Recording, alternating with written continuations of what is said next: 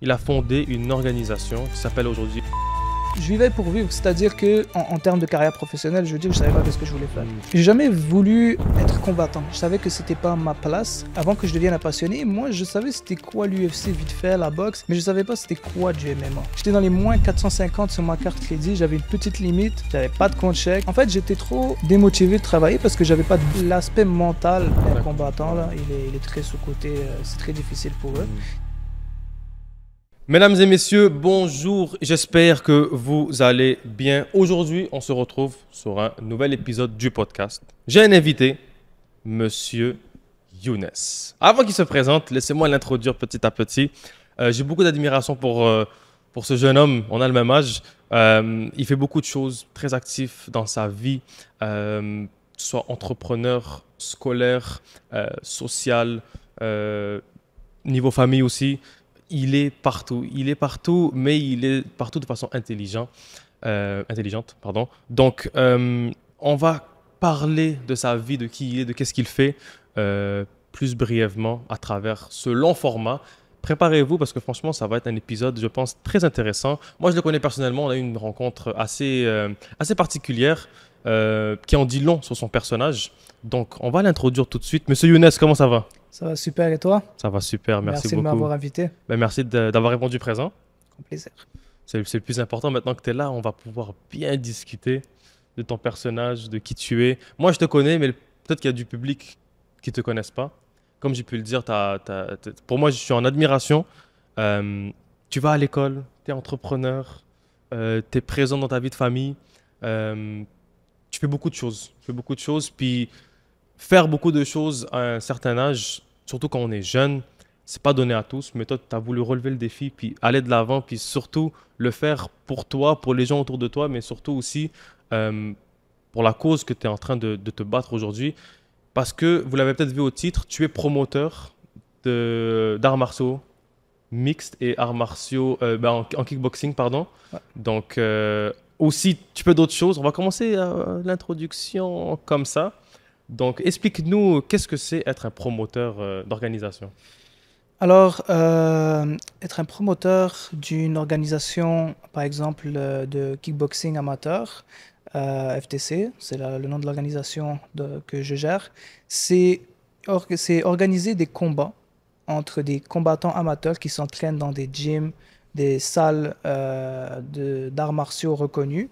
Et donc, c'est ça, on organise des combats entre les différents participants.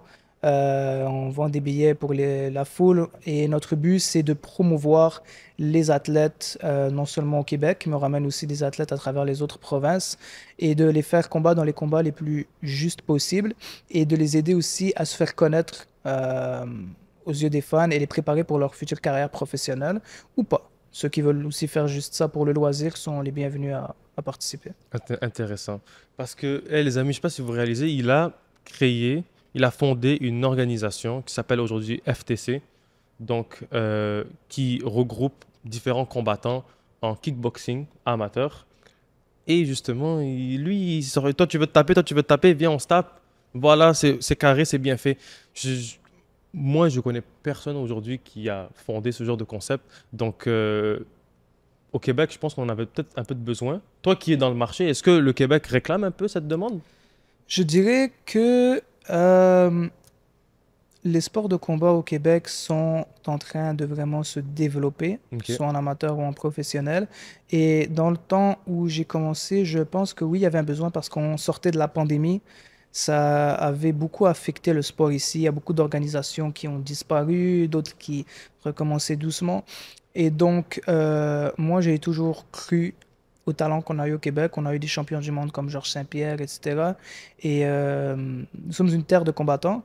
Et donc, voilà, je pense qu'il y avait un besoin d'une organisation sérieuse, professionnelle, qui sait comment vendre le sport, vendre les combattants et les mettre de l'avant.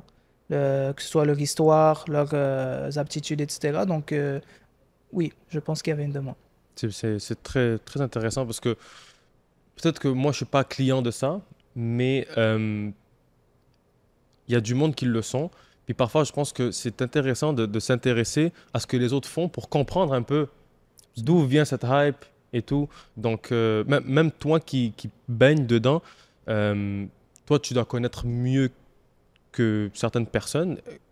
Justement, est-ce que toi, tu as connu ça? Est-ce que tu combattais? Est-ce que tu pratiquais ce sport? Même, avant même de répondre à cette question, j'en oublie un peu mes bonnes manières, pardon. Younes, présente-toi. Pourquoi tout ça, genre? D'où est-ce que tu nous sors pour arriver à fonder une organisation de kickboxing? Ok, alors moi il faut savoir que si tu veux que je te fasse un petit Vas-y, fais-nous récapitulatif, le récap euh, du début. moi je te dirais que depuis à peu près mes 15 ans, j'étais très passionné par les sports de combat. En fait, comment j'ai connu ça, c'est que moi j'avais un ami qui pratiquait le MMA. Et avant que je devienne un passionné, moi je savais c'était quoi l'UFC vite fait, la boxe, mais je savais pas c'était quoi du MMA. Mhm. Et donc lui, je le voyais commencer à pratiquer de plus en plus, il m'en parlait souvent. Donc j'ai été curieux parce que j'aimais les arts martiaux, etc. Donc je suis venu assister à un de ses cours il faisait à Laval, etc. Et j'ai trouvé ça absolument fascinant. Et moi j'étais quelqu'un de timide, etc. Donc j'osais pas m'incruster dans le cours, tu vois. Mais je venais et le coach me laissait regarder les cours. Donc je venais à chaque jour pratiquement avec lui, il s'en rappelle, mon ami Mohamed. Et je venais avec lui, je regardais ses cours et j'étais vraiment impressionné. Je voyais des techniques que j'allais écrire sur YouTube. Et donc je me disais, waouh, ça c'est, selon moi, de tous les arts martiaux que j'ai vus, le plus similaire à la vie de tous les jours, tu vois, que Mhm. ce soit pour un sport d'autodéfense. Je trouvais que, ok, ça, c'est ce qu'on pourrait voir dans une situation dans la vie de tous les jours. Mhm. Donc, en tout cas, j'ai commencé à vraiment prendre amour avec ce sport, mais j'ai jamais voulu être combattant. Je savais que c'était pas ma place. Donc, à un certain moment, j'ai commencé à m'entraîner avec lui, mais c'était vraiment pour, en fait, je voulais être dans cet environnement. Je voulais être dans un gym, je voulais avoir un coach, je voulais être avec les autres combattants. Moi, quand je voyais des combattants professionnels, j'étais émerveillé, je voulais leur poser des questions, etc. Mhm. Donc, c'est là où l'amour est vraiment parti pour le sport. Et donc, c'est de là un peu d'où je viens, et puis ça a continué, etc. Mais, et puis moi, j'ai voulu travailler dans ce sport. Moi, je me suis dit, j'ai envie de faire ma carrière dans ce sport, Ok. rentrer dans le business du sport, etc. Et moi, l'histoire de Dana White m'avait toujours inspiré. Tu vois, quelqu'un qui a quitté son travail. Lui, il travaillait dans un hôtel à la base, Dana White. Ok. Et Je puis savais lui, il pas. voulait tellement être dans les sports de combat qu'après, un jour, il a pris une décision très dangereuse, qui est de simplement quitter son travail et d'aller dans une salle de boxe, se lancer, s'essayer. Et voilà où il a fini. Donc, c'est un peu ce que j'ai voulu faire. Et donc, au début, c'était un peu difficile parce que moi, il faut savoir qu'il n'y a pas de programme, il n'y a pas de diplôme pour faire ça. Donc, C'est et ça. déjà, il faut savoir c'est où ta place. Mhm. Moi, à la base, je faisais des petits montages sur YouTube de combats de la UFC. Je faisais des Ah trailers, ouais? etc. Ouais, ça, c'est pas beaucoup de monde le savent. Pas beaucoup de monde le savent, donc je te donne une exclue. Et je marchais drôlement bien. J'ai des vidéos à 550 000 vues, Ok, quand j'ai des milliers même. de follow. Ouais, je savais. Je n'étais pas le meilleur monteur, je l'ai appris par moi-même. Mais je savais en fait quand les fans veulent quelque chose, on va dire, Ils vont le il y a un chercher, ouais. combat que j'ai compris que la UFC va faire. Je prépare mon montage, je prépare tout, tout, tout. Dès qu'ils annoncent, je sors. Et c'est là où ça pète. Tu Hmm. vois, donc j'avais Ok, fait compris. que t'arrivais à prévoir des futurs combattants, genre, des futurs combats, je veux dire. Ouais, bah, plusieurs fans, parfois, en connaissant l'UFC, on est capable de deviner qu'est-ce qu'ils ont envie de faire. Mais moi, j'avais compris, ok, c'est à ce moment que je dois vendre un combat. Même si c'est pas mon combat, je touchais même pas parce que ça appartient à Ouais. l'UFC, tu vois. Mais c'est vrai que t'arrivais à vendre des combats, en réalité. On peut dire, mais ça aide, tu vois. Ouais, Ça aide, je veux c'est... pas. Et puis, après ça, moi, j'ai toujours été quelqu'un qui met la gestion, qui met organisé. Par exemple, je voyageais avec ma famille, etc. Tu Mhm. vois, je trouvais les hôtels, je Hmm. gérais Ok. absolument tout. J'aimais faire ça, j'aimais pas le laisser à quelqu'un d'autre. Et moi, de plus en plus, j'ai appris c'est quoi le travail d'un manager. Un manager, je voyais des Ali Abdelaziz, etc. Et donc, moi, j'ai voulu être un manager, mais je ne savais pas vraiment quoi faire. Et puis, Hmm. je venais de sortir d'une phase difficile dans ma vie où je vivais pour vivre. C'est-à-dire que en termes de carrière professionnelle, je veux dire que je savais pas ce que je voulais faire. Hmm, je Tu comprends. vois, je suis au cégep, je sais pas ce que je veux faire, Hmm. pas productif, rien. Après, j'ai remonté dans mes études, etc. J'étais rentré en droit à l'UQAM. Et encore là, j'étais perdu parce que il y en a qui vont dire, waouh, c'est un gros Ouais, programme, c'est bien. Mais moi, je n'étais pas heureux parce que c'est pas ça que je veux faire. Et si tu veux pas faire un programme comme ça, c'est ça va être compliqué. long, ouais, c'est ça. C'est Ça va compliqué. être Voilà. compliqué, ouais. Donc, mais moi, j'ai toujours aimé je voulais vraiment entrer dans le sport. Et donc, plus tard d'ailleurs, j'ai changé en marketing parce que c'est une de mes passions qui m'a aidé, mais j'y Mhm. reviendrai plus tard. Et donc voilà, donc moi j'avais écrit comment devenir un manager sur Google, etc. Je trouvais rien. Et puis un jour, j'ai vu une agence sur Instagram. Donc je les ai écrits, j'ai dit écoutez, prenez-moi, tu vois, je suis un passionné, je vais faire de mon mieux, etc. Donc eux, ils m'ont recruté. Mais malheureusement, ce qui s'est passé, c'est que aussi, il faut savoir, c'est que moi, j'ai toujours eu l'esprit entrepreneurial. Mhm. J'étais un bon vendeur. C'est-à-dire que moi, je trouvais quelque chose, je voulais le vendre, tu vois, 100%. et puis, je savais le vendre. Donc, Mhm. quand ils m'ont recruté, j'arrivais à recruter des combattants dans l'agence, ce qui faisait de l'argent à l'agence. J'avais quand même bien réussi pour le peu d'expérience que j'avais. En fait, j'en avais juste pas. Ce qui est dommage, c'est qu'ils ne m'ont pas formé. Donc, j'avais des combattants, mais je ne savais pas quoi faire avec. Donc, à un moment donné, moi, j'aime pas le travail mal fait, donc j'ai quitté parce que, écoute, je vais pas Ouais. faire perdre le temps aux gens. Et donc, bon, ça m'a un peu déçu, etc. Et puis plus tard, j'ai vu, parce que plus tard, j'ai switché à Concordia, et j'avais vu une annonce d'une autre agence qui était basée à Montréal cette fois-ci, parce que l'autre, c'était une agence américaine, qui justement faisait des recrutements pour travailler dans leur agence de management. Il y avait des étudiants en sport business de Concordia qui y ont appliqué. Donc, je me suis dit, OK, en plus, à Montréal et tout, ça a l'air Ouais, c'est intéressant. encore mieux, c'est ça. C'est ça. Et donc, j'ai texté une personne qui est devenue très importante dans ma vie plus tard, qui s'appelle Jérémy Robin. Et donc, c'est lui qui faisait le recrutement à l'époque. Et voilà, je lui ai texté, je lui ai décrit un peu ce qui s'est passé, etc. Dans mon expérience passée, il m'a dit pas de problème, écoute, essaye-toi avec nous, et puis si jamais tu passes, on va te former. Je dis ok, pas de souci. Et donc, il y a eu comme un peu une genre de grande formation, etc. On était à peu près 40 dans un groupe, et il fallait que nous challenger un peu, tu vois, il fallait qu'on montre qu'on est fait pour ça. Et Mhm. plusieurs personnes, en fait, on s'est rendu compte qu'ils n'étaient pas faits pour ça. Ils étaient là pour le statut de dire, moi, je suis un manager, moi, je suis Ouais. combattant de Mais l'UFC. toujours le statut qui Voilà, revient. exactement. Mais moi, en fait, je voyais pas comme ça. Je voulais juste travailler avec les combattants, je voulais Mhm. être un manager. Toi, t'étais passionné en réalité. Exactement. Et donc, ils l'ont vite remarqué. Et puis, de tous ceux qui ont fait, on va dire, les tryouts, je suis le dernier qui a stand, tu vois. Et donc, c'est Mhm. moi qu'ils ont pris Qu'ils ont parce pris. que je travaillais le plus fort.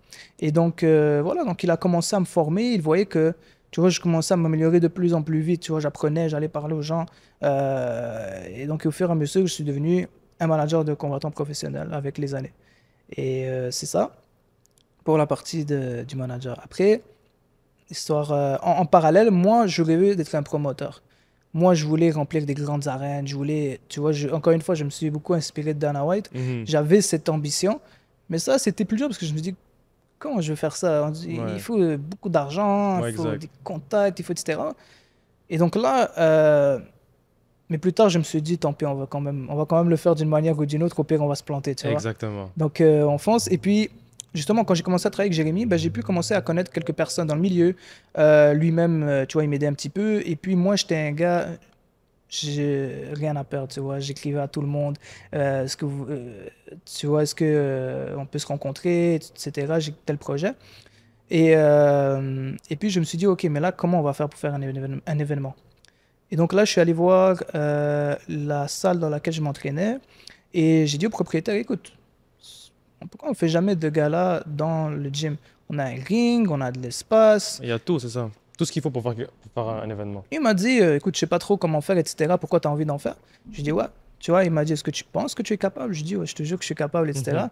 Il m'a Est-ce dit, que t'as dit ça pour le faire plaisir ou tu savais vraiment que tu étais capable? j'allais être capable. Ah ouais, hein? J'allais être capable 100%. J'allais pas accepter de pas réussir, tu vois. Donc, Hmm. donc Déterminé jusqu'à la exact, mort. 100%. C'est ça Et, qu'il faut. et donc, surtout que là, tu t'es mis une pression, ça y est, t'as dit, ok, Ouais, c'est t'as ça. pas le choix là. Too bad. C'est ça. Donc, il m'a dit OK. Et puis, dans le temps, c'est ça, avec un ami, parce que moi, il faut savoir que j'étais extrêmement fauché. J'avais exactement, j'étais dans les moins 450 sur ma carte crédit. J'avais une petite limite. J'avais pas de compte chèque. En fait, j'étais trop démotivé de travailler parce que j'avais pas de but. Je me disais, OK, je vais Hmm. prendre un travail, mais je vais faire quoi? Ouais. Tu vois, genre, c'était à ce point-là. Ok, Et shit. donc, j'étais vraiment fauché, mais je me suis dit, on doit se débrouiller parce que là, j'ai enfin trouvé quelque chose que j'ai envie de faire. Et avec un ami, on s'est dit, OK, on va essayer de s'en sortir ensemble. Et c'est ça. Et puis, la salle, tu vois, j'ai pu faire une petite entente avec eux pour le premier. Puis aussi avec l'argent des billets. En tout cas, j'ai pu me débrouiller. Et j'ai poussé pour que ce gars-là. Et donc, il faut savoir que la capacité de la salle, c'était a priori 150. On était à plus de 200 personnes. C'était vraiment, il y avait des gens qui dépassaient le garage, etc. Donc c'était vraiment un grand succès. Et c'est d'ailleurs comme ça que j'ai rencontré monsieur ici, Ramzi. C'était ma question. Est-ce qu'il parle du gars là où est-ce qu'on s'était rencontrés la première fois et tout? Mais c'est bel et bien celui-là. C'est exactement ça. Parce que moi, j'avais vu, je crois que c'était un reel Instagram de toi qui parlait de ton histoire, etc. Et encore une fois, moi, j'étais très audacieux, donc je me suis dit, waouh, un jeune, lui aussi, il essaie de réussir, etc. En plus, ils vend un produit qu'on pourrait peut-être vendre à l'événement. C'était les smoothies, les beignets aux pommes. Exactement. Ouais. Donc, je t'ai contacté, je t'ai parlé du projet, ce que tu veux supporter, etc. Être mon premier sponsor, etc. Et donc, Ramsey a accepté. Donc, J'ai accepté, mais avec difficulté. Laisse-moi raconter ça, s'il te plaît. Je vais devoir te couper. Vas-y, je t'en prie. Il faut savoir quelque chose, c'est que quand il m'a écrit, j'avais reçu 2 messages de partenariat cette journée-là. Il y avait quelqu'un qui voulait louer ma cuisine pendant une journée, mais de toute façon, comment dire, une fois par mois, non, une fois par semaine, pardon. Donc, pour moi, ça, c'était OK. Les lundis, on est fermé, elle va venir faire ce qu'elle a à faire et puis let's go. Puis d'un côté, j'avais reçu son message qui me disait, ouais, j'ai besoin d'un contrat de sponsoring. Ben, je cherche un sponsor et tout, est-ce que ça t'intéresserait? Là, il m'envoie des messages vocaux et tout. Je suis comme, ah, je sais pas et tout. Là, moi, j'ai besoin d'avoir une garantie en quelque sorte, dans le sens où je veux que le contrat de sponsoring fonctionne aussi pour moi. Non, Puis, j'avais pas d'expérience à ce moment-là, j'ai l'impression. Je n'avais pas fait de contrat de sponsoring, surtout pas pour des événements de combat. ouais. Comme j'ai dit tout à l'heure, je m'y connais pas, je sais pas c'est quoi le marché et tout. Moi, je me suis dit, je vais me déplacer. Et là, moi, j'ai dit, frérot, je pense que ça va pas le faire et tout, tout ça. Vous savez qu'est-ce qu'il a fait? Il a insisté. Il m'a dit, non, comme vraiment, s'il te plaît, je pense que ça peut vraiment le faire, t'inquiète, ça va bien se passer, s'il te plaît, moi, je veux vraiment te voir ici. Puis moi, je suis comme, ah. J'ai dit, tu sais quoi, vas-y, on va y aller, puis on essaye et tout. Finalement, on avait trouvé une très bonne entente. Et d'ailleurs, je te remercie d'avoir insisté. Ok, parfois, quand vous sentez le besoin d'insister, allez-y. Parce que franchement, aujourd'hui, si ça serait à refaire, je le referai 1000 fois. Dans le sens où je le connaissais pas, on se connaissait pas et tout, mais j'avais senti ce petit quelque chose. Quand il a insisté, j'avais senti que, ok, c'est pas quelqu'un qui va se lamenter et tout. Non, vraiment, quand il veut quelque chose, il va jusqu'au bout. Il nous voulait vraiment et il nous a eu au final. Ta mission, c'était de nous avoir, et puis tu nous as eu. Ouais. Donc, encore une fois, pour moi, ça a été une très grosse leçon de vie. Puis d'ailleurs, je vais te laisser finir en ce qui concerne l'événement, mais franchement, c'est une de mes meilleures expériences de sponsoring, la vérité. Je te laisse continuer, vas-y. Et donc, bah voilà, donc finalement, Ramsey a accepté. Et je tiens à le mentionner, tu vois, il y a beaucoup de gens qui m'ont supporté. Ça, je peux pas tous les citer tellement il y en a. J'ai eu beaucoup de gens qui m'ont supporté, mais en termes de support en tant que commanditaire, et c'est pas facile, hein, se mouiller. Un gars qui, tu vois, on n'avait pas de plateforme, on était personne, etc. Ramsey était le premier à embarquer, donc c'est important de le dire. Et puis c'est ça, parce que moi, en fait, je suis pas. J'ai toujours une vision quand j'approche quelqu'un. C'est-à-dire que moi, je me suis dit, écoute, ok, ils vendent des limonades, des smoothies. Moi, je connais ce genre d'événement. Surtout, c'était l'été. Les gens, ils ont envie de consommer ça. Donc, c'est pas quelque chose que je me suis dit, ah, peut-être que ça va pas marcher pour lui, mais tant qu'il me donne quelque chose. Non, j'étais sûr que les gens allaient consommer. C'est normal, c'est censé. Ils ont consommé, je me rappelle. On a fait une très bonne journée à ce moment-là. Pour un premier contrat de sponsoring, pour moi, c'était approuvé. J'ai dit, c'est bon, on va continuer avec lui. Et ça, pour moi, c'est une réussite. Et donc voilà, donc on a fait le premier événement, on s'est vraiment débrouillé. On allait te chercher avec un camion U-Haul. Ouais, je me rappelle. Ils sont venus ici. On a embarqué congélateur, tout ce qu'il nous fallait pour faire des smoothies l'autre bord. Puis moi, justement, c'était quelque chose qui me freinait parce que je devais déplacer beaucoup de choses. Puis j'avais fait des marchés extérieurs. Puis c'est chiant, tu sais, c'est lourd et tout, t'as pas envie. Il faut que tu ramènes, tu débarrasses, tu installes et tout. C'est physique, tu vois. Donc, tu es fatigué avant même de vendre ton premier truc. Donc, mais il m'a convaincu. Il m'a dit, on va venir te chercher en U-Haul et tout. On s'occupe de tout. T'inquiète pas, on va t'aider, tout ça. Puis franchement, c'est, je pense, avec des démarches comme ça que tu te sens encore plus en sécurité. Puis tu te dis, OK, vas-y, s'ils sont vraiment down, on va y aller. C'est ça. On était vraiment motivés parce que aucun d'entre nous savait conduire un camion. On s'est dit, on va le faire d'une manière ou d'une autre. On va réussir à faire ça. Donc, C'est malade. de toute façon, donc c'est ça, le premier événement, ça a été vraiment un succès. Et donc, tu vois, ça avait bien marché. Donc, tu vois, j'ai vraiment commencé à faire des économies. Je me suis dit, ça, c'est mon projet, je touche pas. Je ne sors pas avec ça, je l'utilise pas. Et donc, et là, ça a commencé à me donner la motivation de commencer à travailler. Je me rappelle, j'avais pris le travail de New Walmart, Robert Bourassa. Je me rappelle encore de ce travail. Wow.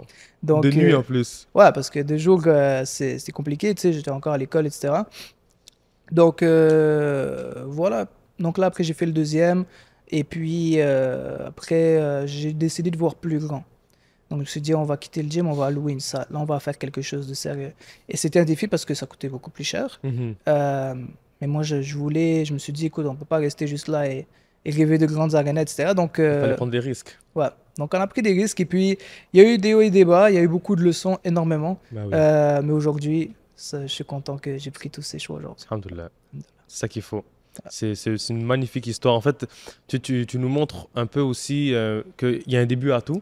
Ouais, Tu sais, dans chaque histoire, les gens, ils veulent le dernier chapitre avant d'avoir lu le premier chapitre, tu vois. exactement. Donc, ne serait-ce même lire le premier chapitre, c'est juste comme l'effort d'ouvrir le livre. Donc, peut-être toi, tu es vraiment allé étape par étape du plus bas pour éventuellement gravir les échelons. Même avant même de faire ton premier événement, tu es parti te former.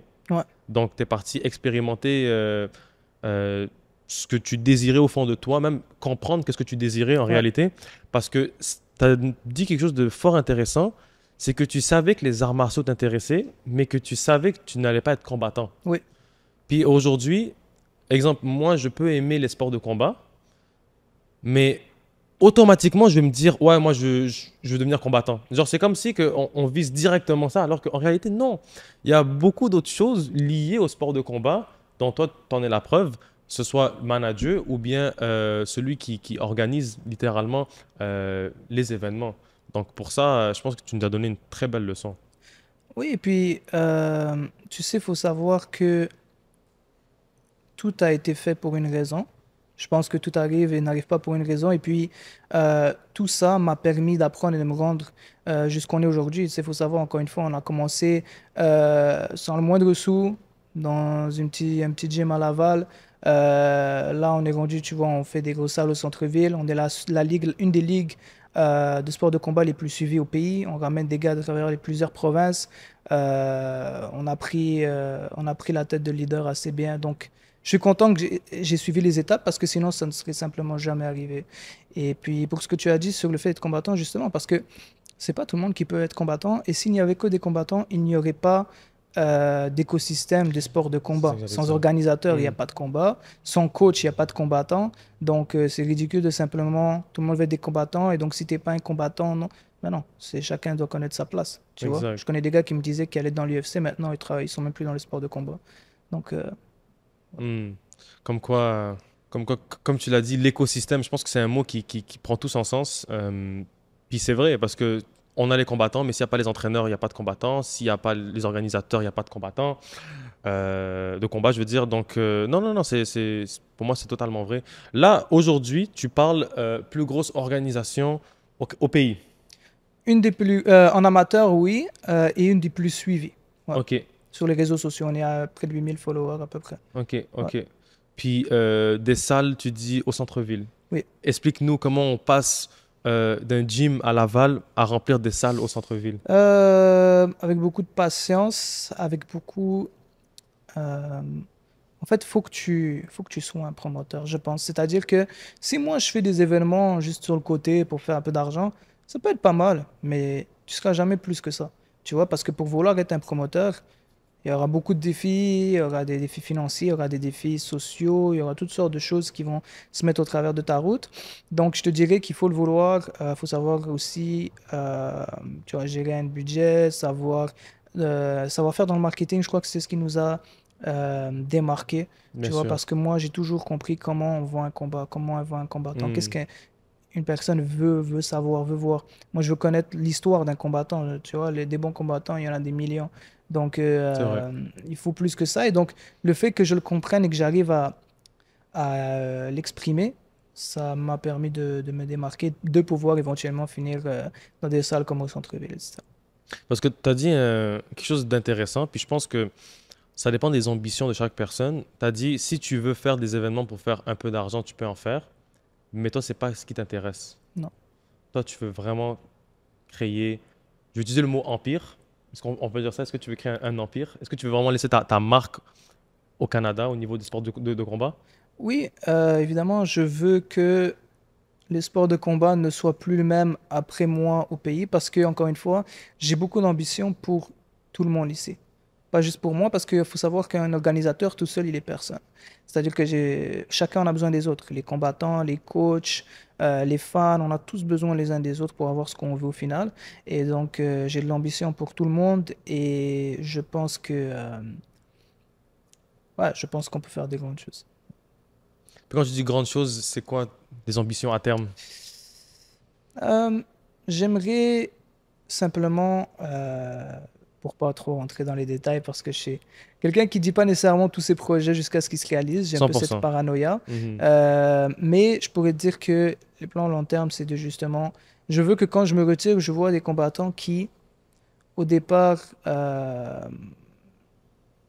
disons que, comment je pourrais l'expliquer? Par exemple, dans un sport comme le kickboxing. Le kickboxing est un sport qui, il y a quelques années, c'était très très populaire. Il y a eu sa chute. Le MMA a pris le dessus, etc. Moi, j'essaie de relever le kickboxing. Ok. J'essaie de montrer aux gens c'est quoi vraiment le kickboxing. Et à date, c'est en train vraiment de marcher parce que, en fait, les gens trouvent que, même déjà, certains trouvent que c'est plus spectaculaire d'un côté parce qu'il n'y a pas les phases de grappling, etc. Et moi, je me suis toujours dit que c'est juste la manière de le marketer qui n'était pas bonne avant. Mais maintenant qu'on découvre les personnalités des combattants, on a des personnages, on a des gars avec qui on s'affilie, des styles, etc. Les gens aiment beaucoup plus le kickboxing, je pense. Et même chose pour les arts martiaux mixtes, c'est-à-dire que la moyenne d'un combattant ici au Québec ne va pas vivre des arts martiaux mixtes. Hmm. Donc, mon but est de pouvoir aider à ramener un engouement qui fait que les combattants arrivent à mieux voir à gagner leur vie à long terme au Québec le plus possible. Ça me fait de la peine quand moi je vois un combattant qui s'est entraîné, qui s'est blessé, qui a poussé toute sa vie, Hmm. qui a donné sa santé pour à la fin y retourner travailler sur un chantier. Hmm. Donc moi j'aimerais qu'il puisse se retirer de sa passion. Puis ça, c'est des situations qui arrivent, ben, je vais pas dire assez souvent, mais c'est des situations qui sont réalistes. Ça veut dire que tu as des combattants qui combattent, mais que malheureusement, ils vont pas finir leur vie là. Malheureusement ou heureusement, je sais pas, mais ils vont pas finir leur vie en tant que combattants Ouais, et retourner sur le marché du travail. ouais. Ça, c'est des choses qui arrivent. Ça arrive très souvent. Il y en a qui étaient à l'UFC qui sont retournés sur le marché du travail. OK. Donc c'est un milieu qui est difficile encore. C'est un Hmm. sport qui est encore jeune. Hmm. Comme quoi, personne est à l'abri. Puis toi, ton but, si je comprends bien, c'est en tant que combattant, ouais, si je rencontre un combattant, c'est vraiment de pouvoir le permettre de vivre un peu de sa passion, si c'est ça. C'est ça, c'est justement, par exemple, d'aider à populariser le sport avec des événements de qualité, avec, encore une fois, genre un savoir-faire à créer des stars locales, etc. En sorte que les combattants d'ici, parce que, je donne un exemple concret. Moi, j'arrive à créer des événements qui, au long terme, par exemple, ramènent des milliers de personnes. Ben donc là, les combattants qui sont ici vont gagner plus d'argent. Hmm. Et même quand ils vont aller sur des plus grandes plateformes, ils auront créé une hype, une fanbase, etc. Alors que s'ils se battent toujours devant 200 personnes, il n'y a ni argent, ni hype, rien. Donc voilà, tu Ok, vois. donc Ok, je comprends. Le Ouais. fait que tu vises plus haut déboule sur les combattants.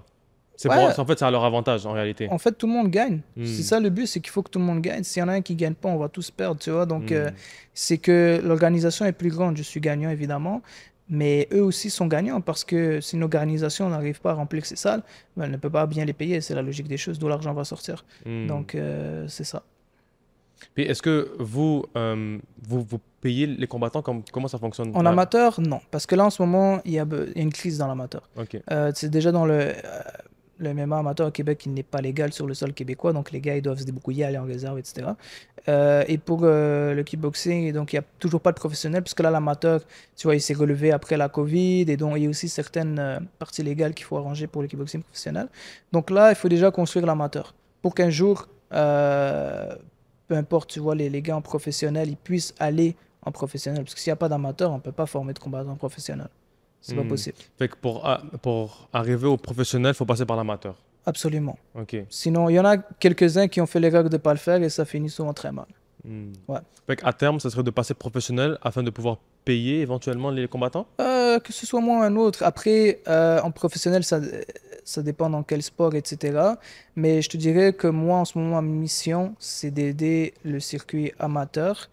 Et voilà, tu vois. Après, si nos amateurs, encore une fois, ils sont de bon niveau, parce que là, on a un problème, c'est que nos combattants amateurs, on a beaucoup de bons combattants amateurs au Québec, mais ils ne se battent pas assez souvent. Hmm. parce qu'il n'y a pas d'organisation vraiment, ou alors elles sont loin, ou c'est compliqué. Donc, c'est dur pour eux d'aller chercher de l'expérience. Donc, si on peut créer des amateurs qui ont une hype, qui sont connus déjà avant de passer en professionnel, qui ont un bon niveau, après, sur le professionnel, ce sera beaucoup plus facile de faire briller ces personnes-là. Puis tu dis que là, il y a beaucoup de combattants amateurs. On parlait de kickboxing, juste pour être Mhm. sûr, mais qui combattent pas assez souvent. Là, on parlait des arts martiaux mixtes, c'est-à-dire le Ok, MMA. En kickboxing, ce qui est bien, c'est que le kickboxing, il faut savoir qu'il a un peu explosé en amateur au Québec. Maintenant, il y a beaucoup d'organisations, les gars se battent souvent, nous-mêmes, on fait des shows souvent. Donc, ce qui fait qu'il y a beaucoup de kickboxers et ils peuvent se battre souvent. Donc, kickboxing en amateur et en bonne santé, comparé au MMA. ok. Puis combien d'événements vous faites par année en kickboxing? On est à peu près sur 5 événements. 5 événements par année? Ouais. Ok. Puis c'est un rythme de croisière quand même correct ou vous pouvez augmenter, diminuer? Euh, on aurait pu peut-être augmenter. Après, on a certaines restrictions sur lesquelles euh, qu'on doit accepter par rapport à la fédération, etc. Vu qu'il y a d'autres événements qui sont en place.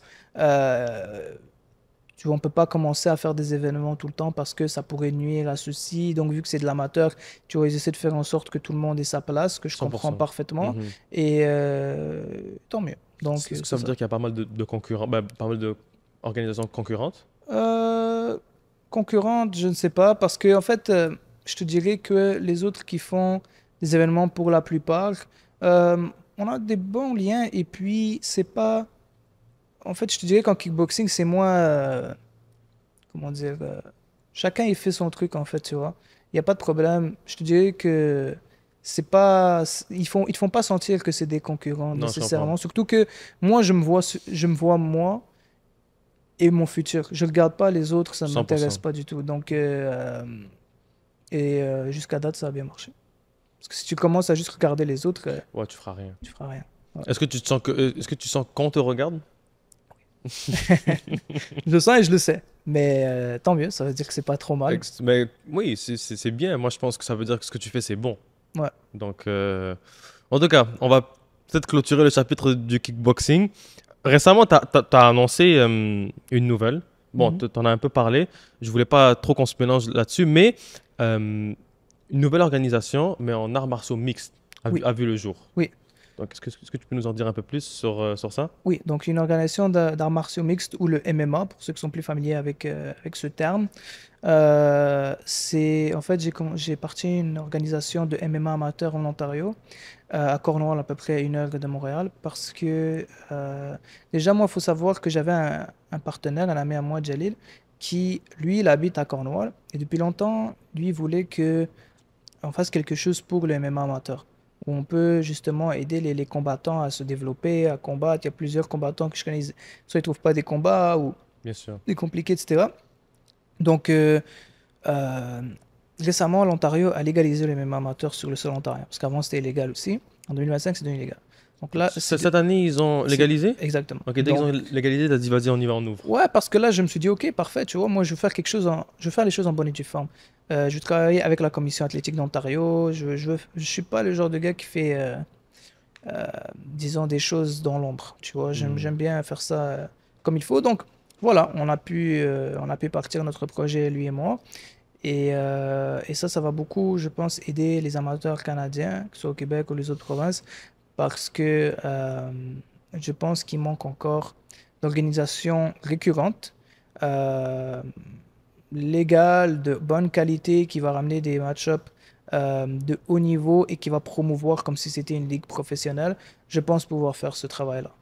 Donc voilà, c'est ça le projet en tant que tel. Intéressant. Parce que là, si j'ai bien compris, le MMA professionnel est légal, Exactement. mais le MMA amateur n'est pas légal. Au Ben, là, Québec. maintenant, ils l'ont rendu légal En Ontario, en Ontario, mais au Québec, ça ne l'est toujours pas. toujours pas. Mais le professionnel au Québec est légal. Voilà. Pourquoi l'étape au-dessus est légale, mais pas l'étape d'en dessous? L'étape d'en dessous était légale avant. Ok? Après, il y a eu des incidents et un décret qui ont fait en sorte que ça ne l'est plus. Ça pourrait le redevenir un jour, on espère. Mais il faut que En fait, il faut que les gens connaissent et comprennent mieux le sport. Parce que longtemps, le MMA, ça a été vu vraiment comme un sport de barbare, euh, violent, etc. Les gens ne connaissaient pas. Hmm. Et donc, je pense que aussi avec les nouvelles générations qui, eux, ils suivent l'UFC, ils savent c'est quoi du MMA, ça va être plus facile que le MMA soit bien vu aux yeux de tous. Hmm. Donc, ok, ça a été légal dans le passé, mais ça, ils ont, Enlevé. ils ont freiné ça. Voilà. Eh ben. Puis, qu'est-ce qui ferait en sorte qu'ils reviennent à la surface? Comme exemple, l'Ontario, ils ont dit, OK, maintenant on est prêt à réouvrir. Qu'est-ce qui manquerait au Québec? Est-ce qu'on peut mettre pression sur eux? Comment ça fonctionne à ce moment-là? Je dirais qu'il faut montrer de la responsabilité de notre part. Parce que euh, Quand tu dis votre part, c'est les organisateurs? tout le monde, Tout en le monde? fait, la communauté des sports de combat. Parce que c'est facile de simplement mettre toute la faute sur le gouvernement et dire, ouais, ils nous ont enlevé notre Ouais. sport, ils nous laissent pas. Non, mais il y a Mhm. une partie que c'est à nous aussi de Bien sûr. montrer non seulement un bon exemple, de bien se comporter sur les différents galas qu'on a déjà. Il faut une fédération responsable qui doit être formée parce que on peut pas attendre que eux font le travail pour nous, tu vois. Et Et ils ont ouais. d'autres choses à faire. Donc, il faut qu'on fasse une fédération responsable qui va pouvoir s'occuper de la sécurité des combattants, le travail administratif, etc. Et donc, avec des règlements de sécurité, etc. Donc, tout ça, et puis voilà, pour gagner la confiance du gouvernement et que ceux-ci veulent bien redonner une chance au sport de combat. Il faut qu'on leur montre qu'on est capable et responsable de les avoir de nouveau ici. Fait qu'on peut être confiant qu'un jour ça revienne à la surface, mais on n'attend pas, on fait ce qu'on a à faire le temps que les choses se passent. Oui, il faut être optimiste parce que c'est un sport qui est dangereux. Ça, c'est la réalité. Mhm. Et donc, il faut qu'on montre qu'on est plus que responsable à gérer ça parce que si les mauvaises personnes gèrent un sport tel quel, il va y avoir beaucoup de blessés. Donc, mais j'ai confiance que ça va redevenir légal. Je suis optimiste. Mais en attendant, on reste productif et puis ça, c'est quelque chose qui va aider, je pense. Nice. Puis pour ce qui concerne l'événement en Ontario, Ouais. il arrive bientôt, comment ça va se passer? J'ai vu quelques petites annonces passer là. Donc, ça va être le 2 août au Dev Center à Cornwall. Et c'est ça, ça va être le premier événement où on va mettre les combattants locaux de l'avant. Ça va être un peu une introduction à ce qui va se passer tout au long de l'année. Et donc, les gens pourront découvrir qui sont nos combattants, c'est qui les prochaines stars du MMA canadien.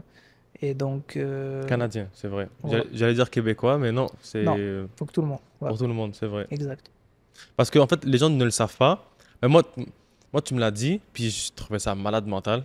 Les organisations, oui, elle est basée au Québec, à Montréal ou peu importe, pour ce qui est du kickboxing, mais les combattants viennent des quatre coins du Canada. Puis Ouais. quand je dis les quatre coins, j'insiste. Parce un jour, il m'a balancé ça, il m'a dit, lui, je l'ai ramené de Vancouver. Comme, ouais. Comme le gars est de Vancouver, il est venu jusqu'ici. Il me dit, ouais, parce qu'il me fallait un combattant, et puis celui que j'ai trouvé est à Vancouver. Donc, tu as aussi cette démarche d'aller chercher des gens vraiment partout dans le Canada. Ouais. Donc, il n'y a aucun combattant qui passe inaperçu. Si tu es à Vancouver, on va aller te chercher si tu veux te battre. Mhm. Exactement. Donc, en fait, c'est parce que euh, il y a C'est plus. fou, c'est malade. Ouais, bah tu vois, on a un peu commencé à lancer ça parce qu'avant, certaines organisations ici ne ramenaient pas beaucoup des gens, à part peut-être de l'Ontario, mais des gens de plus loin. Parce qu'évidemment, tu vois, c'est des coûts, tu dois payer des vols d'avion pour l'athlète, le coach, des hôtels, etc. Donc, Ouais. c'est de l'argent. Mais pour la vision que moi j'ai du sport, elle est nécessaire parce que si moi je veux que les combattants, par exemple le FTC au Québec, que les combattants québécois soient au top, ils peuvent pas juste se battre contre des Québécois. Tu vas finir par être le gros poisson du petit aquarium, tu vois. Donc il faut Mm. que tu affrontes et que tu vois c'est quoi les niveaux. J'ai ramené des Américains, des Albertains, des gars des autres provinces. J'allais ramener un Français, le combat a été annulé. Mais tout ça pour voir, ok, à quel point où nos combattants sont rendus, ça va leur rendre service. Parce que s'ils ont affronté euh, que des combattants locaux, ils vont arriver à l'international et ça va être très compliqué. Mm. Ça va être très très compliqué. Donc moi j'aime mieux les préparer dès maintenant et ça met de la valeur aussi. Tu vois après que nos champions, c'est les kickboxers les plus dangereux, les plus avancés que tu peux avoir. Voilà. Intéressant. Intéressant. Parce que justement, le contexte à travers cette fameuse histoire, anecdote qu'il m'a racontée, parce que je sais pas si tu te rappelles, mais on avait fait une, une pesée ici. Donc, tu avais un événement pas très loin de mon restaurant, puis on a fait Ouais. une pesée. Puis, puis là, moi, j'étais curieux et tout, parce que j'avais des têtes que j'avais pas vues. J'étais curieux, je dis, ouais, ils viennent d'où et tout. Il me dit, tu vois, lui, il vient de Vancouver, lui, c'est d'Alberta. C'est comme, wow, ils sont chez moi, là, tu vois ce que je veux dire? C'est comme assez surprenant.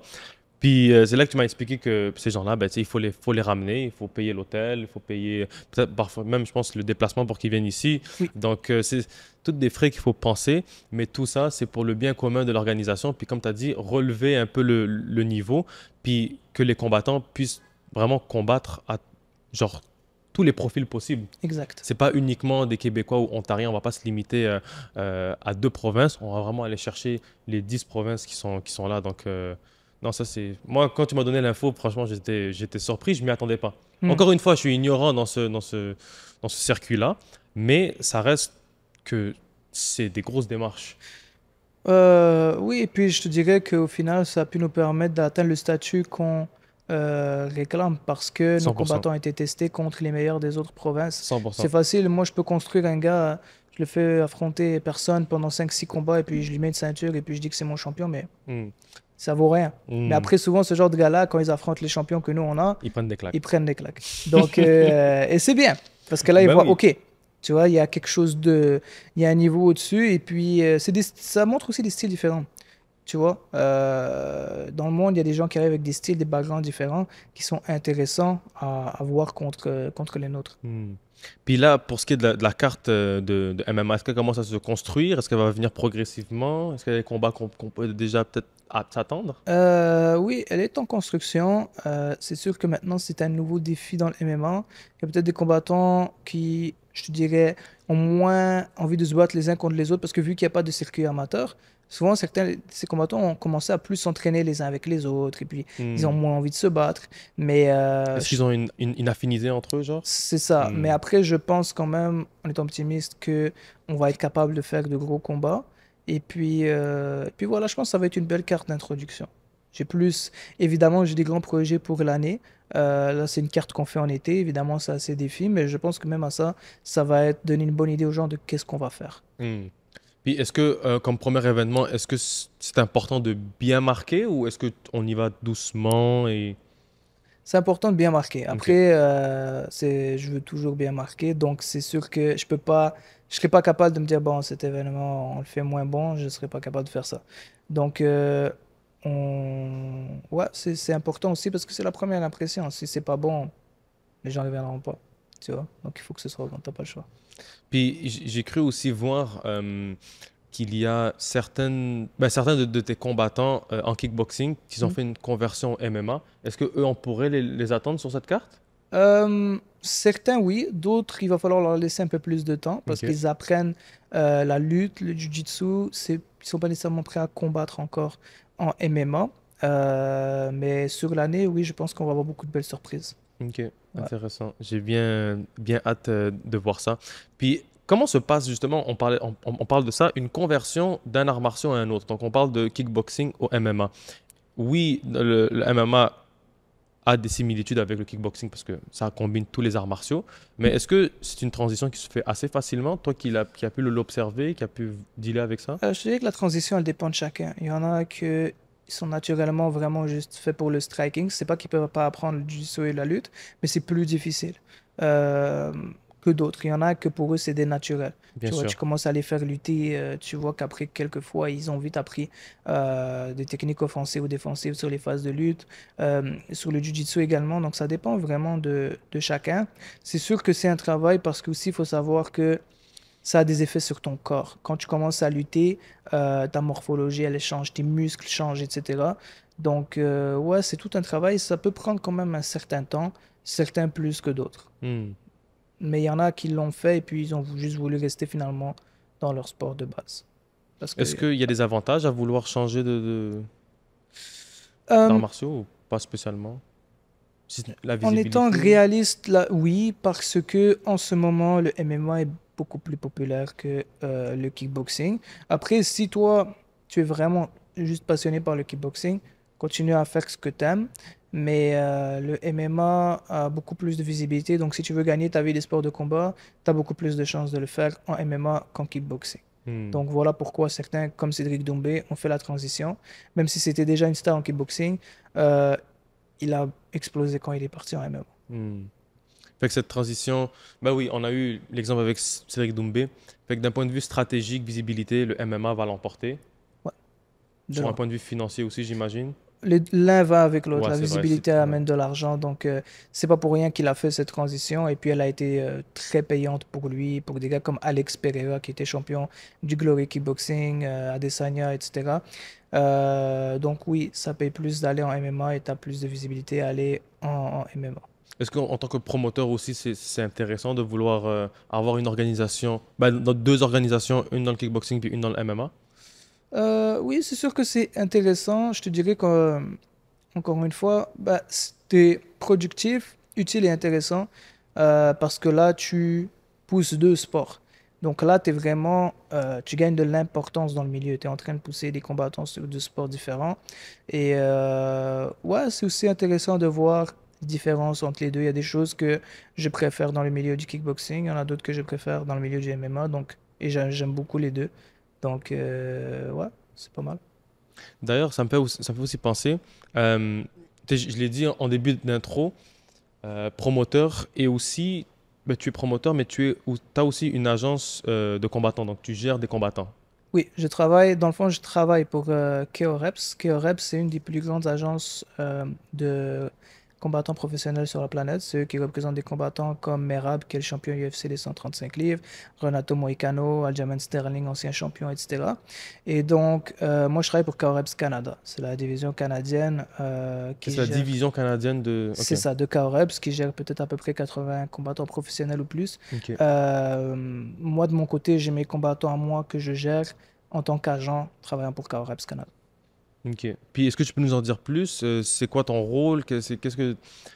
Comment ça fonctionne? Moi, j'ai envie de devenir aussi agent d'athlète. Comment ça fonctionne à ce moment-là? Alors, pour être agent de combattant, je dirais que déjà, il faut que tu sois quelqu'un qui aime énormément les combattants. Moi, je connais plusieurs acteurs du sport, des organisateurs, des agents, etc., Ok, qui, acteur carrément? qui au fond de eux, ça se voit qu'ils n'aiment pas les combattants. Hmm. Donc, ils vont tout faire pour leur soutirer le plus possible, mais c'est pas des gens qui vont, par exemple, les aider à faire leurs médicaux, qui vont les aider dans des problèmes de leur vie personnelle, qui vont, tu vas faire la gestion de leur horaire, leur marketing. C'est pas des gens qui, euh, tu vas être là pour eux quand des combattants, on va dire, je sais pas, ils font des crises existentielles. Et c'est difficile pour, tu vois, le C'est quelque chose mental. qui arrive, ça? C'est, oui, Ah ouais, ça arrive beaucoup. L'aspect mental d'un d'accord. combattant, Ouais. là, il est très sous-coté. C'est très difficile pour eux. Hmm. Et puis, donc c'est ça. Il y a beaucoup de gens qui sont comme ça. Donc il faut que tu aimes les combattants parce que il y a des moments où tu auras envie de tout lâcher. Et C'est donc il clair. faut que tu les aimes pour continuer à travailler avec eux. Tu feras pas d'argent avec eux avant un bon bout de temps. Parfois, certains jamais. Donc il faut que tu sois passionné par les combattants. Et Est-ce ce que qu'il c'est faut. comme un rôle de grand frère, genre? Même plus Ou- poussé, je dirais. Même Oui, de père, carrément? on peut dire un peu comme un rôle de grand frère. Moi, ce qui est cool, c'est que je suis dans la même tranche d'âge que la plupart de mes combattants, donc Ok. on arrive à se parler d'une manière amicale. C'est vrai que ça aide Euh, beaucoup, ça. ouais, on peut, tu vois, relate les uns les autres. Mhm. C'est pas comme si moi j'avais le double de leur âge, donc là vraiment il y a une gêne et donc Ouais. on va pas se dire certaines choses. Donc là, ça me permet d'avoir une différente type de relation avec eux. Et, euh, et voilà, donc ça m'aide à pouvoir travailler convenablement avec mes combattants, je te dirais. Puis, globalement, avec des athlètes, euh, est-ce qu'il y a eu des histoires à succès? Est-ce qu'on t'a connu des succès avec les athlètes que tu gères? Je te dirais que les histoires à succès sont subjectives. Pour moi, une histoire à succès, ça peut être un de mes combattants qui a perdu dans un gros combat. Et Ok. les gens, ils en sont sortis avec plus d'amour pour lui, lui sent qu'il a appris, etc. Moi, pour moi, ça peut être un succès. Tu vois, je sais pas nécessairement s'il a pas gagné, c'est pas un succès, non. Encore une fois, il faut que tu aimes les combattants. Sinon, je te dirais que c'est encore en train de se faire. Là, j'ai des combattants qui commencent à être dans des spots pas trop mal. Je pense notamment à Dakota Hope, c'est un de mes combattants qui est le plus proche, je te dirais, de l'UFC. Il a 9 victoires, une défaite en professionnel. on vient de revenir du Kentucky où il a gagné sur LFA, qui est la ligue qui envoie le plus de combattants à l'UFC. Ok. Donc, c'est Ok, c'est la prometteur. story qui a passé il y a comme quelques jours. Exactement. Ok, Donc, c'est prometteur. Et puis, il y en a d'autres qui sont en train de se développer, de monter, en qui j'ai beaucoup d'espoir. nice. Donc, on peut peut-être espérer, on souhaite du plus profond de notre cœur que justement un de tes combattants pourrait signer pourrait signer à l'UFC. Ouais. Ok, ok. UFC, où il y a d'autres grandes ligues qui sont en train de se développer. C'est ça qui est bien, c'est qu'il commence à y avoir de plus en plus de choix. Avant, c'était UFC. Hmm. Il y a rien d'autre. Là, il y a le PFL qui commence vraiment à être de plus en plus intéressant. Tu as le KSW, tu as le One Championship dans certains cas. Ouais, c'est Mais bien. justement, petite parenthèse vis-à-vis ça, euh, la UFC, une signature là-bas, c'est prestigieux, mais on dit souvent que c'est pas très bien payé. Et par exemple, tu en as d'autres concurrents qui, c'est peut-être moins prestigieux, mais c'est plus payé. Est-ce que ça dépend vraiment de ce que le combattant et sa vision des choses... Ouais, est-ce que ça dépend de la vision des choses du combattant ou est-ce que ton rôle, l'exemple de manager, va aussi jouer un rôle dans la signature? Je te dirais qu'il y a plusieurs facteurs à considérer. C'est-à-dire que oui, il y a qui est le combattant quand il s'apprête à signer chez quelqu'un. Si c'est un combattant, on va dire un peu standard, qui se démarque pas, il n'a pas un gros following, son style n'est pas le plus divertissant, ça va être compliqué de lui chercher un contrat lucratif, Mhm. peu importe chez qui. C'est sûr que oui, l'UFC, il y en a qui la critiquent pour ne pas bien payer au début. Après, il faut savoir qu'attention, le PFL, souvent, on voit des contrats très très lucratifs, mais c'est sur qui? Cédric Doumbé, Francis Ngannou, etc. Mhm. Évidemment que Oui, parce que ils vont eux, mettre le ils ont déjà paquet. fait leurs preuves. Ouais, ils vont mettre le paquet pour les avoir, tu 100%. vois. Mais l'UFC, c'est la machine, c'est une machine automatique qui a duré plus longtemps que n'importe qui d'autre. Ils savent aussi ce qu'ils font pour que leur business survive. Eux, ils dépendent pas d'investisseurs, etc. C'est une machine qui roule toute seule. Oh, ouais. Alors que les autres, par exemple, vont dépendre d'investisseurs. Donc, ça peut être un peu plus inquiétant sur un long terme, ce genre d'investissement. Bien que pour le combattant et son entourage, c'est intéressant. Mais si toi, tu es un combattant standard, ne pense pas que le PFL va te payer plus que l'UFC, même qu'ils vont te payer moins. Hmm. Fait Donc, que c'est ça ça. dépend vraiment du statut de la personne. Ah, ça dépend du statut, etc. Après, c'est sûr que il arrive que même un combattant qui arrive avec un grand statut, il rentre avec un petit contrat à l'UFC. L'UFC, c'est comme ça, elle met tout le monde un peu sur le même piédestal. Et puis après, si tu te démarques, les fans t'aiment, etc., là, ça commence à grimper assez rapidement chez eux. Intéressant, Ah. intéressant. Donc, on n'est pas... En fait, c'est ça, c'est du cas par cas, ça dépend de chaque profil, euh, s'il a une hype, s'il a pas de hype. Parce que, en fait, en réalité, c'est pas parce que tu as un gros nom que tu vas signer quelque part de précis. Euh, tout le monde, tout le monde, je sais pas c'est quoi les critères de sélection de la UFC ou de d'autres organisations. Mhm. Mais d'ailleurs, toi, quels sont tes critères de sélection en tant que organisateur, tiens? Euh, alors, faut savoir que malgré que oui, on fait de l'amateur, nous, dans notre cas, on a beaucoup de demandes de combattants.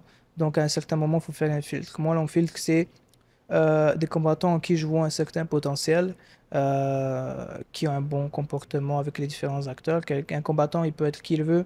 S'il vient et donne une mauvaise attitude avec tout le monde qui essaie de travailler avec lui, moi, je ne le prendrai pas. Euh, qui est assidu, quelqu'un sur qui j'ai pas besoin de courir après pour ses obligations à travers, envers son adversaire, envers l'organisation, envers la Ouais, fédération. ces engagements de manière C'est générale. ça. Donc, et puis j'aime aussi les combattants euh, qui font l'effort de soit se marketer ou au moins qui participent avec l'organisation qui essaie de les mettre de l'avant.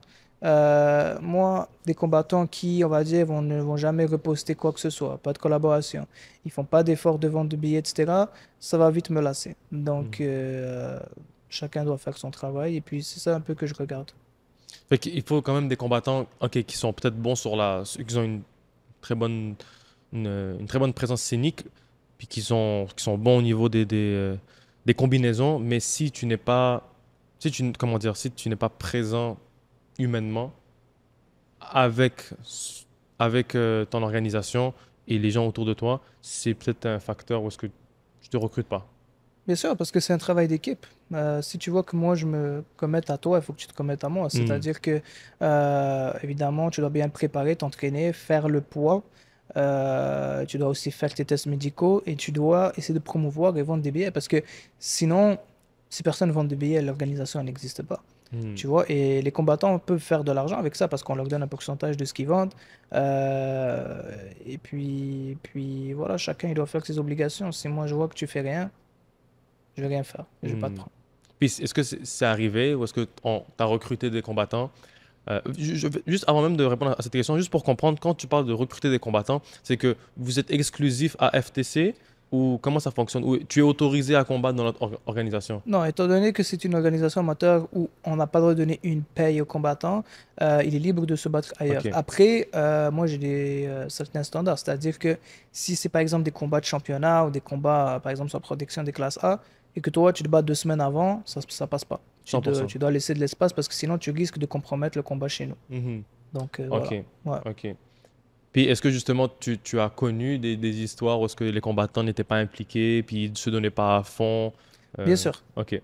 bien sûr. Est-ce que tu as quelques petites anecdotes ou sans Euh, bien évidemment dire c'est qui là, on va pas commencer à... je te dirais que, ouais, surtout au début, parce que maintenant, en fait, là, il y a beaucoup de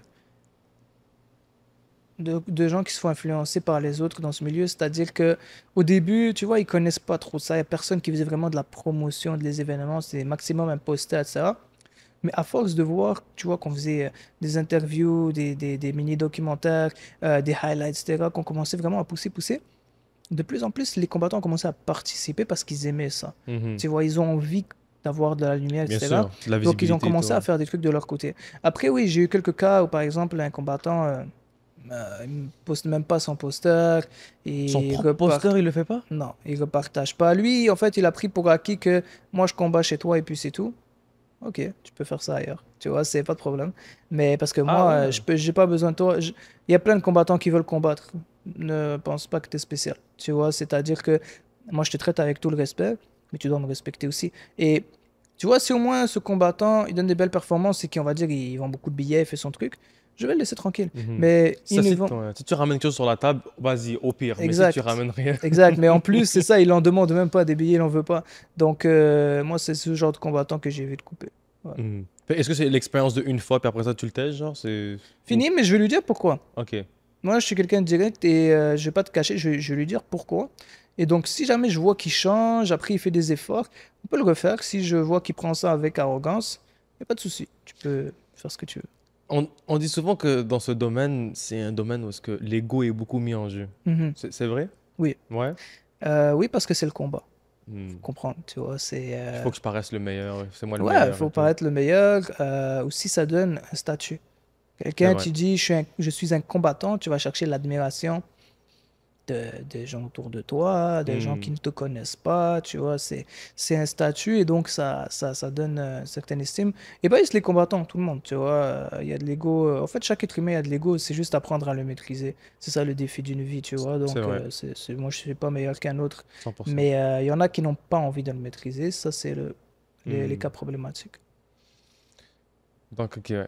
Puis justement, est-ce que vraiment c'est un statut, genre, toi, tu le vois sûrement d'un œil extérieur, mais oh, vous êtes des combattants, waouh, genre vraiment, c'est comme sérieux à ce point-là? Il y en a qui voient ça comme ça, d'autres ils les voient d'une très mauvaise manière. Donc c'est relatif. Il y en a que oui, ils admirent, il y en a d'autres qui, disons, les rabaissent.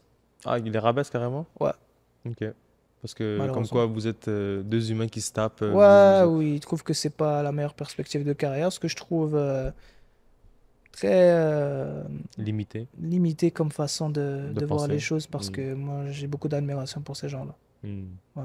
Bah, en fait, justement, quels sont les points que tu admires chez les combattants? Il faut savoir que la plupart des combattants, je te dirais, moi déjà, 75% des combattants que je connais, c'est des gens qui ont traversé souvent des épreuves très difficiles, qui ramènent toute une histoire derrière eux, qui se battent en fait contre la vie. Et, euh, et c'est beau, tu vois, qu'ils mettent ça dans un bel environnement, au lieu d'aller faire ça dans de mauvaises circonstances. Et moi, j'admire ça, j'admire le fait, tu vois, déjà l'entraînement d'un combattant. Faut savoir, c'est une routine d'un combattant, là. C'est très dur, C'est ouais. très dur. Tu t'entraînes 2 fois par jour. C'est dur de trouver, tu vois, un travail entre les deux, mais ils arrivent quand même à le faire. Souvent, ça travaille de nuit. Parfois, il y en a qui sont aux études en même temps. Ça fait pas d'argent pendant très longtemps. Les camps d'entraînement, c'est très dur sur le physique. Tu vois, les sports de très haut niveau, c'est très, très dur sur le corps humain. Euh, En plus que toutes les choses qui se passent à côté. Donc, faut le faire. Faut le faire et moi, j'admire ces gens, tout simplement. Et ça, c'est sans parler des coupes de poids qui sont incroyablement difficiles pour le corps souvent. Hmm. Et donc, ces gens-là traversent beaucoup de choses jusqu'à arriver quand nous, on les voit dans le ring ou dans la cage, tu vois. C'est ça, je pense, l'envers du décor. Parce que Mhm. nous, on voit le résultat final, mais on voit pas la préparation avant le combat, C'est ça. qui, elle, comme tu as pu le dire, qui est très demandant, Ouais. que ce soit sur le corps, psychologique. D'un côté, il doit aussi survivre, vivre, il doit peut-être travailler. Ouais. Donc, enchaîner tout ça, je pense que c'est c'est pas donné à tous. Mhm. Et si, justement, on est des combattants aujourd'hui, c'est que ça doit sûrement venir de quelque part et avoir une raison plus forte. Comme tu as pu l'expliquer, ils ont une histoire. Et c'est vrai que d'un côté, là maintenant, je comprends plus l'admiration parce que au lieu de mettre cette énergie ailleurs, ils vont le mettre dans un cadre qui est, tu sais, protégé, sécuritaire, Mhm. euh, qui est contrôlé. Ouais. C'est le mot que je cherchais. Ouais. Donc, non, c'est vrai que d'un point de vue, je partage ton admiration. C'est vrai. Dit comme ça, c'est vrai que ça fait beaucoup de sens. Mhm. Parce qu'on a souvent... En fait, je pense que le problème de l'humain, c'est qu'on ne veut pas essayer de comprendre. Ouais. On, on pose comment on appelle ça, nos conclusions, mais on n'essaie jamais de comprendre. Mais justement, la raison pour laquelle j'aime ce podcast-là, parce qu'on donne la voix aussi à ces gens-là qui, eux, connaissent et qui partagent. Et si vous êtes rendu jusqu'à ce stade du podcast et puis que vous entendez ce passage-là, c'est que vraiment, l'admiration pour de vrai, même moi, je le comprends mieux. Je te dirais que nous, on a toujours eu peur de ce qu'on ne connaît pas ou ce qu'on ne comprend pas. Mm. Et la bêtise, c'est de ne pas vouloir comprendre quelque chose. C'est, ok, moi je critique ça, est-ce que tu veux en savoir plus? Non, c'est Mm. de la bêtise. C'est de la C'est de la bêtise. bêtise et parfois aussi on peut, ça peut aller chercher une certaine arrogance chez certains d'entre nous parce que ça c'est beaucoup dans le domaine du divertissement. Par exemple, un clown, tu vois, il est là, il fait rire des gens, des enfants, etc. Parfois on peut avoir la fâcheuse manie de le prendre de haut. Pourquoi? Tu vois, et en quoi cette personne-là elle est moins bonne que toi? Même chose pour les combattants, parce qu'ils se battent devant un public, etc. On peut parfois les prendre de haut. Il y en a qui les prennent pour des animaux, etc. Mais non, c'est des combattants professionnels, des athlètes de haut niveau qui sont bien plus en santé que la moyenne des gens. C'est les diètes des combattants, c'est incroyable ce qu'ils font. Mm. Il y en a qui sont éduqués, qui encore une fois, il y en a qui reviennent d'histoires très sombres, etc. et qui ont réussi à revenir vers l'avant. C'est des modèles de réussite. Et donc, il faut que les gens apprennent à les respecter. Alors, juste voilà. Mais justement, c'est intéressant parce que je dis c'est des modèles de réussite, mais dans un pattern qu'on n'a pas l'habitude de connaître, ou du moins qui n'est pas encore démocratisé. Mhm. Donc, puis le travail de promoteur, justement, est un peu lié à ça, c'est de démocratiser un peu à travers, comme tu as pu dire, les mini documentaires, tu sais, raconter l'histoire, montrer que le combattant est un humain au final. Mhm. Il est pas aussi différent que vous, c'est juste qu'il a décidé d'utiliser un autre chemin que la grande majorité du monde utilise. Voilà. Donc, non, Puis justement, je souligne encore une fois le travail du promoteur parce que, tu sais, on les voit. Genre, parfois, ça m'arrive de suivre un peu les événements, tu sais, la UFC qui le font même, je pense, très bien. Les mini-documentaires, tu vois, il rentre dans son quartier Ouais. quand il était plus jeune, puis Mhm. vraiment, il montre chaque petit détail, puis t'es comme, oh shit, le gars, il vient de loin, là, Ouais. tu vois. Ouais, ouais, ouais. Puis, en tout cas, pour de vrai, c'est vrai que d'un côté, je pense que vous méritez beaucoup plus de visibilité. Je pense que ça va venir avec le temps. Ouais. Puis, vu justement tes ambitions, puis ton assiduité, ça va arriver très rapidement, je pense, je le souhaite pour toi, Mhm. dans le but de vraiment mettre la visibilité, puis de démocratiser, puis de faire comprendre aux gens que c'est pas deux animaux qui combattent dans une cage, là, c'est beaucoup plus que ça. Ouais. Donc, Je le souhaite aussi. ouais, non, franchement, je pense que tu es sur la bonne voie. Je suis content de l'entendre. Là, ça fait déjà, combien? Ça fait 3 ans que tu fais ça? Bientôt 3 ans, ouais. Bientôt c'était en août, ça va faire 3 ans. C'est ça. Je me rappelle. Août T'es 2022, fort. c'était le premier Le événement premier. à Laval. Exact. Puis, non, non, j'allais poser une question que j'ai déjà posée. J'allais dire c'était quoi les ambitions à terme. Euh, mais en soi, Younes, promoteur du gala, pas gala, pardon, FTC, qui est une organisation de kickboxing.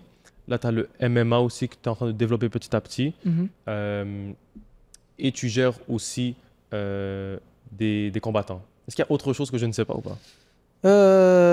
Les études, peut-être, mais Les sinon, études? ça fait partie aussi de ma vie. Je suis étudiant au HEC de Montréal en marketing et administration. Et les études, c'est quelque chose que je veux finir et que je veux garder dans ma vie aussi, malgré tout. Donc, c'est quelque chose aussi à dire. C'est pour ça que j'ai dit au tout début que j'étais en admiration, parce que il est à l'école. Il a deux organisations et il gère des athlètes. Donc, il gère beaucoup d'humains, Mhm. en plus de se gérer lui-même. J'ai aussi parlé de la vie de famille, euh, parce que bah, moi, je suis au courant, mais ta maman, elle a une entreprise, Ouais. puis que tu es quand même derrière elle, tu peux toujours l'aider, donner en visibilité. Donc, moi, c'est pour ça que je dis que je suis en admiration. Déjà que beaucoup de gens se plaignent de ne pas avoir le temps, et puis ils font pratiquement peut-être rien de leur vie, mais toi, tu fais beaucoup de choses, mais malgré ça, tu te plains pas, puis c'est toujours de continuer à avancer et tout. D'où est-ce que vient cette rage? Je te dirais que ça vient de... Il y a de l'ambition, mais je te dirais que c'est une question simplement de le vouloir. Tu vois, il y a plein de gens, tout le monde a un rêve quelque part, tout le monde veut quelque chose. Parfois, peut-être les plus jeunes, ils n'arrivent pas à se trouver, certains aussi dans les plus vieux, mais j'en connais plusieurs qui, en fait, ils savent ce qu'ils veulent, mais ils osent pas. C'est-à-dire que, écoute, tu as une vie, c'est quoi le pire qui peut arriver? Moi, je me suis dit ça quand j'ai décidé de me lancer, parce que moi, au début, j'étais très paresseux. Et très, tu vois, encore une fois, j'arrivais pas à garder un travail plus qu'une journée.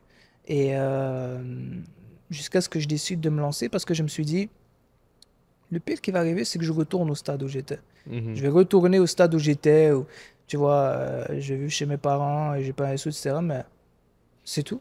Tu vois, c'est pas plus grave que ça, c'est pas grave, on y va, je vais retourner faucher, mais au moins, je vais essayer de l'avoir comme ça, je vais pas me dire, imagine, j'aurais pu être ça, tu vois, Ouais, c'est vrai. ça c'est la pire chose, tu peux pas vivre Mhm. avec ce Vivre, sentiment. vivre dans le regret, c'est la pire des choses. Ouais, et donc c'est là où j'ai pu développer cette flamme parce que ça, c'est ce que les gens doivent comprendre. Il y en a qui vont croire que ouais, toi, t'es juste comme ça. Non, non, non, pas du tout, ça se développe.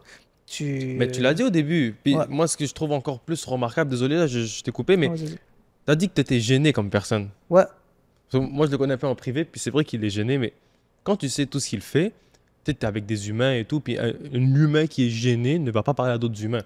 ouais, Mais toi, tu le fais parce que c'est ton devoir de le faire. c'est ça. Tu Mais peux. tu es gêné. Exact, je suis gêné. Mais tu peux pas te le permettre. Si tu restes à pas parler, t'es fini. Tu vois, tu dois. euh, En fait, tu dois pousser tes limites. Après, quand je vais revenir dans mon environnement, là, je vais redevenir Oui, le Younes qu'on gêné, je connaît, vais pas ouais. beaucoup parler, etc. Mais c'est ça. Et puis, là, c'est pour revenir sur ce que je disais, c'est que tu peux devenir quelqu'un de travaillant si vraiment tu décides de travailler sur quelque chose. Il faut savoir que moi, pendant un moment où il fallait vraiment que j'arrive à rentrer de l'argent pour pouvoir continuer à promouvoir, là, j'avais changé de métier, j'étais rendu agent de sécurité. Et je travaillais de nuit. Il faut savoir que les agents de sécurité, c'est des chiffres de 12 heures. Donc, pendant un peu moins d'un an, mon travail, c'était, en fait, mon train de vie, je travaillais de 18 à 6 heures du matin. Ensuite, j'avais un cours au HEC à 8 heures. Donc, je ne pouvais pas me permettre d'aller dormir. Je devais me changer. J'allais au métro. J'allais faire mon cours. Un cours, c'est Euh, 3 heures, je pense, c'est ça? ouais, et parfois des travaux d'équipe, etc. Et après, finalement, je rentre chez moi, je dors. Et ensuite, je travaille sur le FTC. Donc, c'était ça Waouh. ma vie pendant près d'un an. Parce que si je faisais pas ça, j'allais perdre mes études. Ou alors que j'allais perdre ma compagnie. Euh, J'allais perdre quelque chose. Tu vois, Mhm. donc voilà. 100%, Ouais. 100%. Mais encore une fois, je le répète, je pense que je ne le dirai pas assez, c'est pour ça que je suis en admiration. En fait, t'as- malgré ton train de vie qui est très chargé, beaucoup de gens auraient pu dire non, c'est pas, je peux pas, c'est pas pour moi et tout. Mhm. Mais au final, est-ce que c'est pas le reflet de tes ambitions? Absolument, parce que sans mes ambitions, jamais j'aurais travaillé autant. Même que si j'aurais dit au mois d'avant, voici ton train de vie, j'aurais dit impossible. Hmm. Jamais j'aurais. Ben, tu présentes ça à quelqu'un, il va se dire moi je signe pas pour ça. Ouais, bah, c'est avec le temps. C'est vraiment, encore une fois, quand t'es dans l'endroit où tu veux et tu es censé être, ça se fait tout seul. C'est malade. Tout ça, justement, ben, c'est là que En fait, c'est le prix à payer pour accomplir ses rêves. Ouais. Et c'est là où, au final, tu te poses la question, est-ce que je suis prêt à payer ce prix-là ou pas? C'est ça. Parce que beaucoup de gens ont des rêves. Ben, je Mhm. pense que tout le monde a des rêves. Ouais. Mais la question que je vous pose, c'est est-ce que vous êtes prêt à payer le prix pour vos rêves? Parce que rien n'est gratuit dans la vie. Et arriver à accomplir ne serait-ce la vision de ce rêve-là, va falloir débourser, soit de votre temps, euh, aspect financier, euh, santé mentale, santé physique, beaucoup de choses. Donc, le fait d'avoir enduré ce train de vie pendant 1 an Mhm. montre vraiment que toi, tu veux aller au bout des choses. 100%. 100%. Et je pense que c'est encore une fois, c'est pas un talent inné ou quelque chose. Faut juste, faut oser et puis quand t'oses, t'assumes. C'est tout. Il faut oser. Il faut oser. Je pense que c'est ça le mot de ce podcast. Younes, là, ça fait un bon moment qu'on parle. Ça fait un peu plus d'1 heure déjà. On a passé en revue un peu ta vie, ta carrière, en tant qu'entrepreneur, étudiant. Est-ce qu'il y avait autre chose qu'on a zappé, mais qu'il fallait qu'on... Normalement, on n'a pas des études, du business, vite Euh, fait la vie de famille. je crois qu'on a fait le tour, On a fait le je tour, hein. pense. Ouais. Est-ce que, est-ce que toi, tu voulais glisser un petit mot Euh, avant que je te donne le mot de la fin? ouais, écoute, pour ce que ça vaut, pour la petite personne que je suis, euh, je Attends, est-ce, conseillerais. est-ce que c'est le mot de la fin, ça? Ouais, Attends, il faut que vas-y, je, vas-y. il faut que je t'invite à donner le mot de la Ah, ok, fin quand vas-y, même. vas-y, vas-y. Pardon. Moi, je pensais que tu voulais glisser Non, non, c'est juste un dernier truc. ma petite morale. Ouais, Donc, la caméra, elle est là, ouais, ok? ouais. Là, c'est ton moment. Un message, une citation aux gens qui nous regardent, qui puissent s'en rappeler, que tu puisses marquer ta présence ici au podcast. Younes, la caméra est pour toi. Donc, voilà, donc si je pourrais donner un conseil, encore une fois, de la petite personne que je suis à quiconque qui a envie de se lancer vers ses rêves, c'est que ça fait peur, mais souvent, quand on a trop peur de quelque chose, par exemple l'échec, notre peur finit par se réaliser. C'est-à-dire que si moi j'ai tellement peur de l'échec que je ne tente rien, j'aurais échoué. Donc, ne laisse pas tes peurs t'envahir, lance-toi et sois intelligent, sois honnête et travaille plus que les autres. Et je pense que tu vas y arriver. Donc, c'est ça. Ne laisse pas ta peur t'envahir. Parce qu'elle va être présente. Mais est-ce qu'elle va t'envahir? C'est ton rôle de la faire fuir. Voilà. Younes, franchement, merci beaucoup. On a passé un bon moment. Malgré qu'on se connaissait, tu vois, je te connaissais pas. Dans le sens où est-ce qu'on en apprend tous les jours. Et j'en connais plus sur ta personne. Les gens aussi, je pense, bon. Même je pense que ceux qui sont proches de toi, peut-être qu'ils connaissent même pas certains petits détails que tu as donnés. Absolument. Donc, ça va être un très bon podcast. Puis j'espère que vous êtes restés jusqu'à la fin. Si vous n'êtes pas resté, ben, je vous invite à repartir du début et à aller écouter jusqu'à la fin. Donc, Younes, on a passé en revue, ne serait-ce ta vie d'étudiant. Mhm. Les gens de notre âge sont à l'école, la plupart. Donc, toi, tu es à l'université. Euh, Toi, tu es à l'université, mais en plus, tu gères des business, organisation de kickboxing, la plus vue au Canada. On espère la meilleure très bientôt, mais je pense que c'est la meilleure déjà, mais encore C'est meilleure. gentil. Organisation de MMA qui fait ses débuts. Donc, on souhaite le meilleur à cette organisation. Rappelle-nous la date, le 2 août. C'est exactement. C'est le 2 août au Dev Center à Cornwall, en Ontario. Donc, déjà là, vous avez une très belle invitation. Achetez vos billets. Est-ce qu'on va acheter les billets maintenant? Les billets seront en vente dans la semaine sur Ticketmaster. Donc, les billets sont en vente. Allez acheter vos billets. Je pense qu'on ira. C'est un samedi? Ouais. Probablement aller faire un petit tour. On se tiendra au courant de ça. Et bienvenue. Tu gères des athlètes, des combattants. Donc, tu as un portfolio, tu as un CV qui est très large pour ton jeune âge. Les amis, vous avez un très beau modèle inspirant, d'où le nom, encore une fois, du podcast. Merci beaucoup pour cette belle heure de discussion. Merci à toi. C'était vraiment cool. Moi aussi, j'ai beaucoup aimé, c'était très cool. Euh, Très joli mot de la fin. Les amis, vous savez ce qu'il vous reste à faire. Ne laissez pas vos peurs vous envahir. Ici, vous avez une nouvelle preuve que tout est possible, que si vous avez des rêves, vous pouvez y arriver.